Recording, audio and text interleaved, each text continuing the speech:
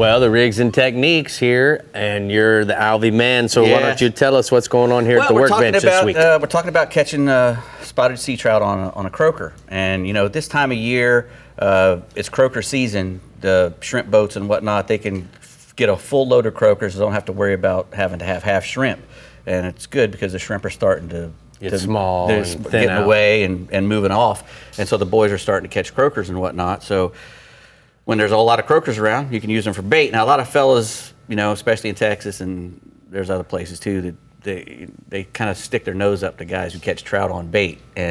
But you just need to lay down until that feeling goes away, because it's a really good way to catch them, and you don't have to be a great caster. You know, you can be a first-time guy, and if you've got a lot of good live baits, big trout eat big baits, and it's a great way for a fella to go out and catch a big trout without having to do a whole lot of casting with artificials, learning how to use a bait caster and all this other stuff. It's just a really good, simple way to go out and catch a big trout. And at the beginning of the season, like right now in May, the croakers are kind of smaller, and you really want to wait till they get to be about 3 to 5 inches long, because the little tiny ones don't make as much noise. The bigger ones make a little bit of noise, and that's what you want to use a croaker for, because they can attract a bait. When they get down in there, they'll croak, croak, croak like that one was going when I picked him out. Now, we're going to be using a big kale hook, a big live bait style kale hook between a 5/0 and a 7/0. You know, there's a 5/0 you got in your hand, and that's a 7/0. Shows you the difference in the sizes there. But you use different sizes for obviously for a bait. You know, a little 3-inch size croaker, you'd use the 5/0.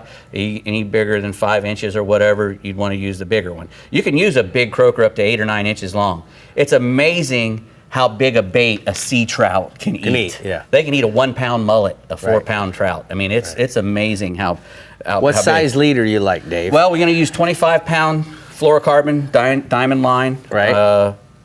You know, that's a great size. You don't have to worry about teeth or nothing. He's not going to break that. You're not going to put enough pounds on it to break it. So that's plenty, and you probably wouldn't even have to go any higher or lower than that. All right, so let's show you. So how are we going to hook them? Well, when you hook these buggers, we want to. Oh, they're grunting in here.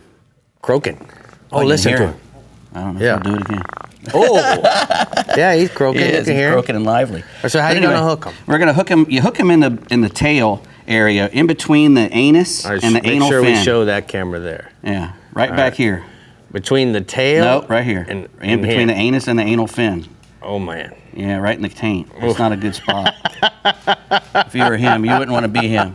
And what that do is that'll make him swim down to the bottom, you know, and he gets a little lively as well, obviously. Right. But you're gonna want to put him into a pothole. I guess if I was hooked there, I'd be doing this too. Exactly.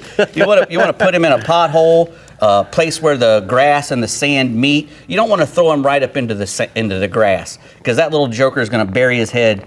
Listen to him. He'll bury his head right down in the grass, and nothing can find him, even when he's croaking like that. So what you want to do is you want to throw him in the potholes on the areas where it goes from grass to sand to drop off. You know, places like that where you can keep him in the sand. And if he goes into the sand, you know, you just give him a little twitch and pull him up out of the sand. You really want this thing to do the work for you. You don't want to reel him back in and see if he's there and cast him back out, because you want him to live. You know, put him back in the live well so he can live. You can use him for bait tomorrow. The longer he's out there, you know, and working for you, that's how you want. You don't want to keep reeling him in and casting him out, because you'll kill him before he gets to do it. I love anything that makes noise. Yeah. It just is proven fact. Yeah, they work.